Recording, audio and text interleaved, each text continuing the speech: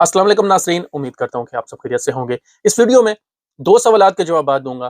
पहला ये कि जो डोमेस्टिक वर्कर्स हैं, जिन्हें घरेलू मुलाज़मीन कहा जाता है, अगर वो सऊदी अरब से छुट्टी जाते हैं अपने मुल्क और वापस नहीं आते, तो क्या उन पर भी 3 साल की पाबंदी होगी, जिस तरह कमर्शियल वीज़ा वालों पर होती है?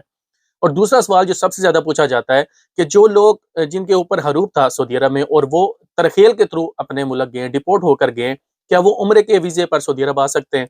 तो इस शॉर्ट वीडियो में पूरी तफ़सील आपके साथ शेयर करूँगा, तो आप सबसे रिक्वेस्ट है कि आपने ये शॉर्ट वीडियो अंत तक लाज़मी देखनी है। और अगर आप सऊदी अरब के डेली अपडेट्स जानना चाहते हैं, तो हमारा यूट्यूब चैनल लाज़मी सब्सक्राइब कर लें। और अगर आप ये वीडियो फेसबुक पर देख रहे हैं, तो 57 टीवी लाज़मी फॉलो कर लें। पहला सवाल यह है कि अगर कोई घरेलू मुलाजिम अगर सऊदी अरब से छुट्टी जाता है और वो वापस नहीं आता, तो उस पर कितने साल की पाबंदी होगी और उसे कैसे काउंट किया जाएगा, कैसे उसका हिसाब लगाया जाएगा?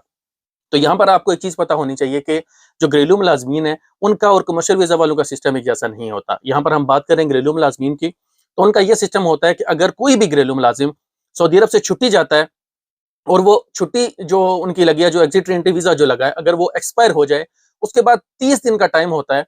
उस दौरान अगर उनका एग्जिट एंट्री वीज़ा रिन्यूअल हो जाए तो ठीक है।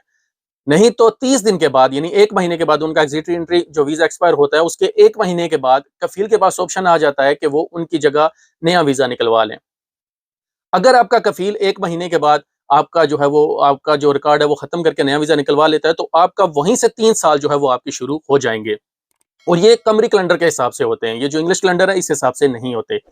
दूसरा इसका सिस्टम ये होता है कि अगर आप जो घरेलू मुलाजिम है, अगर आप यहाँ सऊदी अरब से छुट्टी जाते हैं और वापस नहीं आते और आपका कफ़ील 30 दिन के बाद आपका जो नाम है वो आपका जो रिकॉर्ड है वो ख़त्म नहीं करता, तो 6 महीने का टाइम होता है। 6 महीने के बाद ऑटोमेटिकली आपका जो सारा रिकॉर्ड है वो सऊदी अरब के रिकॉर्ड से जो है वो ख़त्म हो जाता है पुराने अकामे का।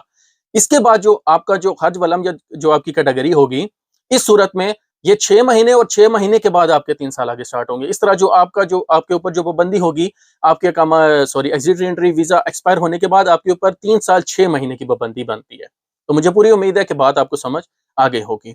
दूसरा सवाल जो सबसे ज़्यादा पूछा जा रहा है, जो लोग जिन लोगों के ऊपर सऊदी अरब में हुरूफ था और वो लोग तरहील के थ्रू डिपोर्ट होकर सऊदी अरब से गए, तो क्या वो उम्र वीज़े पर आ सकते हैं?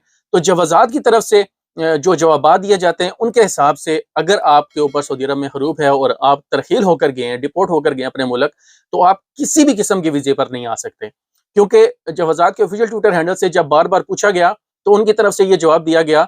सवाल ये था कि जो लोग जिन लोगों का हुरूफ था और वो सऊदी अरब से गए हैं डिपोर्ट होकर, क्या वो उम्र वीज़े पर आ सकते हैं? तो आगे जवाज़ात से ये जवाब दिया गया कि अगर आपका हरूफ है और आप सऊदी अरब से डिपोर्ट होकर गए, तो आप किसी भी किस्म के वीज़े पर सऊदी अरब नहीं आ सकते। तो फिर इसका यही मतलब है कि आप उम्रे वीज़े पर भी नहीं आ सकते। मुझे पूरी उम्मीद है मालूमात आपके लिए मुफीद रहेंगी। अपने दोस्तों के साथ ये मालूमात लाज़मी शेयर करें। अपना बहुत सारा ख्याल रखें। मिलते हैं नेक्स्ट वीडियो में। अल्लाह हाफ़िज़।